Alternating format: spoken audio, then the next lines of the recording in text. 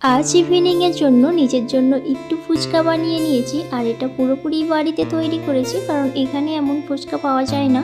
প্রথমে তো ফুচকাগুলো ভেজে নিয়েছি, তারপর তেঁতুল জলের জন্য প্রথমে তেঁতুলটাকে ভিজিয়ে রেখে দিই কিছুক্ষণ। প্রথমে লবণ, জিরে গুঁড়ো, ধনে গুঁড়ো এবং লঙ্কা গুঁড়ো আর কাঁচা লঙ্কা দিয়ে ভালোভাবে এটা মিক্স করে নিই। তারপর আরেকটু পানি অ্যাড করে দিই।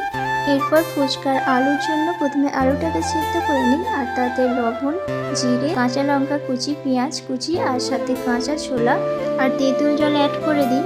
তারপর এটাকে ভালোভাবে মিক্স করে নিই। ভালোভাবে মিক্স করে নিয়ে টেস্ট করে নিচ্ছিলাম কেমন হয়েছে। খেতে অনেক সুন্দর হয়েছে, পুরো দোকানের মতনই, তবে দোকানেরটা আরও সুন্দর হয়। এখানে এইরকম ফুচকা একদমই পাওয়া যায় না, আর যেটা পাওয়া যায় সেটার স্বাদটা আলাদা, আমার একদমই ভালো লাগে না। তাই যখনই খেতে ইচ্ছা করে এভাবে বাড়িতে বানিয়ে খেয়ে নিই। আর ফুচকা খেতে কে কে ভালোবাসো অবশ্যই কিন্তু কমেন্টে জানিও।